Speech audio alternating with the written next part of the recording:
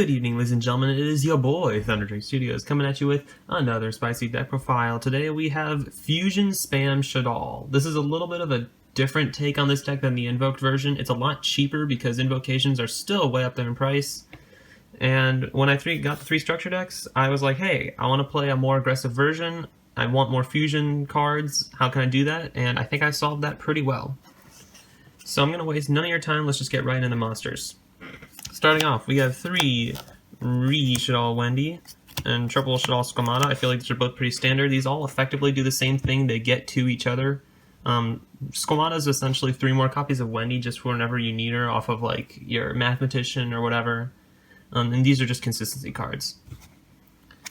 Then we got 2 Hedgehog. When it's sent, it searches a monster. You use this in tandem with Mathematician when you don't have access to like your Shaddoll fusion, just to make sure that you always have a Shaddoll monster in your hand and you can start fusion summoning all the time. And then just a couple 1-ofs, 1 Beast, 1 Falco, 1 Aerial, and 1 Dragon. These are all just situational 1-ofs. Beast to draw 1 Falco near the end of your combos. You just set it back down to get you access to any Shaddolls in the grave. Nail Shaddoll, the Aerial just to be able to recycle a banished construct off of your trap card, and then Dragon just for the occasional back row pop. I feel like these are all pretty standard lineups for the Shaddoll monsters. Maybe just, so I know some people do run 2 Beasts, but I think 1 is fine because 2 can be a little bit bricky.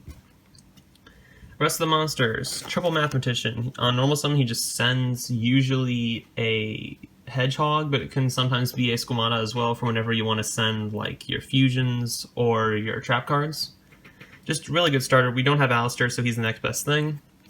The 1 Trick Clown, I actually didn't think that Damage Juggler was as good in this version because this main deck is a lot more tight than the Invoked version is.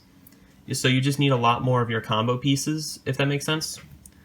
Like the engines that we're playing take up more space than the Invoked version has. And the last monsters are just two Ash and 2 Veiler. These are just generically good hand traps. I was debating between 2 and 3 Ash, but I like 2 just because you have a fair bit of draw power in this deck. And like this thing is a hard once per turn. You always want to see exactly 1 and nothing more than that. And this deck is pretty good going second, so hand traps aren't really as big of a thing as they would need to be in like certain other decks like Altergeist or True Draco. But yeah. That's it for monsters. I'm not sure how many there are. Tell me in the comments, and I don't know, you'll get like a cookie or something. Spell cards. 3 God card, triple Shaddoll Fusion, obviously. This card needs no explanation. It's the best card in the deck. It's basically 1 card, not OTK, but it's 1 card combo going second to just help you build a huge board, break your opponent's board, and then end on just stupidly difficult to out monsters. Triple Fusion. Version 2 is just quick play spell. I mean, you want as many fusion cards as possible because the biggest break this deck can have is having no way to fusion summon. Triple Super Poly. Technically, all the Shaddoll monsters are Super Poly targets. That's kind of funny. So I feel like even though this card isn't great right now against Eldritch and Emancipator, it's still okay. And sometimes it will come up where you are playing against like the Rocket Link decks where this card is really good against them. So I figured might as well run it at 3, especially since you can still use it to make like your construct or whatever against Eldritch.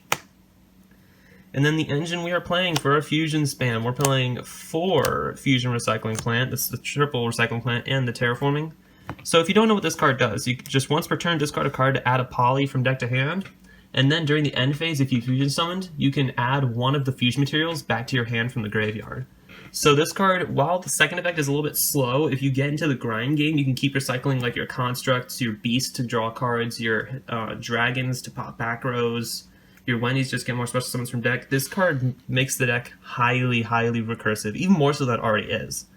Arguably, this is a little bit less aggressive than the Invoked versions, but this version will grind out Invoked all day long because of that add back. It's just insane. And of course, we're playing the 1 Polymerization just as the search target. I mean, it's okay. It's the worst fusion spell in the deck, but you have to play it because you have super easy access to it. And the rest of the spells are just double called by, E-Telly, Upstart. You could cut Upstart for a 3rd called by. I didn't actually have a 3rd called by. I mean, it's fine because you can just, like, you trade off a little bit of your resiliency for more consistency. So, like, it is what it is. Honestly, I actually really like the Upstart though because like just 39 card deck will always be good. I mean, 39 versus 40, you're always gonna have easier access to like your power cards and more copies of them. So like if they negate the activation of your fusion, but you upstart into a second one, I mean, they just minused a lot, and then you're about to plus hard. So it is what it is. And then last cards in the main deck are, of course, our double Shaddoll Incarnation. I was split between one or two of this. I like two because, again, like the deck isn't built to be a grind deck, but when you need to enter the grind game, the second one comes up. So yeah, all it really does is just banish it in a Shaddoll card to flip one Shaddoll monster face up or face down. And then it has an effect on field. I didn't really use that a lot ever in any of my plays that I've made with this deck. I mean, sometimes it comes up because you will open this, but more often than not, you're just sending this like off of Construct or off of Squamata. So yeah, that's it for the main deck. Perfect 40 cards, 39 if you don't count Upstart. Let's get to the extra deck. We got Triple Construct. She is the boss monster of the deck, for sure. She's not hard once per turn in any of her effects. She's just incredible. Just on summon, send a Shaddoll card is super good. Over the course of your combo, you will summon her 2 to 3 times and get 2 to 3 sends off of that in tandem with like your Shaddoll Wendy, and then you will probably be ending, assuming you go uninterrupted, which isn't super common, but usually you're able to break their board before firing like a Shaddoll fusion to go into this. You will usually be ending on Shekinaga Avermax, which is actually surprisingly difficult to out after breaking a board. So yeah, Triple Construct, she is super key to that. Double Winda, I'm split between one or two of her, but I think the second one, again, when you enter the grind, because this is a more grindy version of the deck, it can have troubles like doing a complete OTK, but you can hit them for a lot, and then if you're able to just like set an Shaddoll fusion, like use the Shekinaga, and then after you fire that, go into Winda and then just lock him out. She's really nice. You need the second one, I feel like. And then Power 1-ofs, one Sheki, as I previously mentioned. She's probably my favorite Shaddoll fusion, just because of the fact that she's huge defense-wise, and she's the best negate the deck has, like, in Archetype. And she's just a really good card. And plus, me being a Cleaver fanboy, you gotta love towers in the background. One Grista, this comes up literally just because it's a super poly target against Salmon Great. Like, you could just normal summon and then just make her, and then this is actually really good because when they try to go into like access code, you can just literally hold this for the access code, because otherwise they don't have a ton of in-archetype outs that aren't like trap cards. So you can just bait out the trap cards, normal summon, make this, punch, and then as soon as they try to go into something that would threaten it, you just negate the summon. So it's basically there exactly for Salmon Great, but the extra space is loose enough to where we can justify playing the one. And then the one that made this deck really good, I was actually playing Triple Extra Foolish Burial before I played the Fusion Recycling Plant, but one App Cologne. This card is so nice for this deck. Just on summon, target something on the field to negate its effects, and then you can chain block that. So like you can just make that chain link 3 to make sure everything else will resolve, and then it baits out more negates. It's so good. And then we do have, of course, our super poly targets. We have the Mud Dragon and the Almarduke.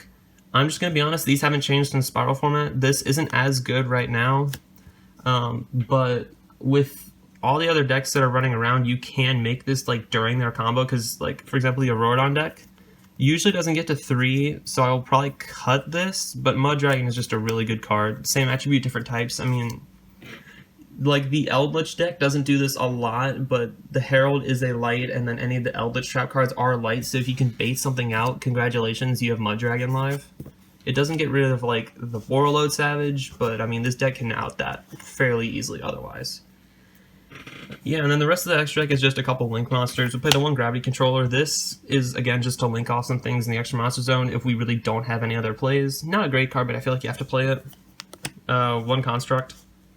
You actually use this a lot because this is a very somewhat pure but spammy Shaddoll list. So you can make this in tandem with your Cross Sheep, and then end up making a big boss monster of a link, and then back it up with a couple Shaddoll fusions, and it's actually pretty good. And then, yeah, Boral Sword and Avermax. Avermax is the best link monster in the deck. Boral Sword is better for closing out games, but you can actually make this backed up with like Shekinaga Winda fairly easily. And he's just an incredible card. 3,000 untargetable, and then when it's sent to the graveyard, it just spins a card. It's so good. Yeah, I feel like this deck has potential right now. Eldritch is a hard counter to Shaddolls, but like if you can beat the Eldritch matchup, the Adamantipator matchup is actually somewhat easy because of the fact that they're all like yeah, they're building a crazy board, but again, Super Poly is better against them, and you have your entire side deck, which I don't really know what to decide for this deck. I'll let you guys figure that out in the comments section. But the Eldritch matchup is the most difficult one for this deck for sure, but if you can get past that, you can do anything. So yeah, that's just about it. Thank you guys so much for watching, and yeah, this is Thunderdog Studios signing out. Peace.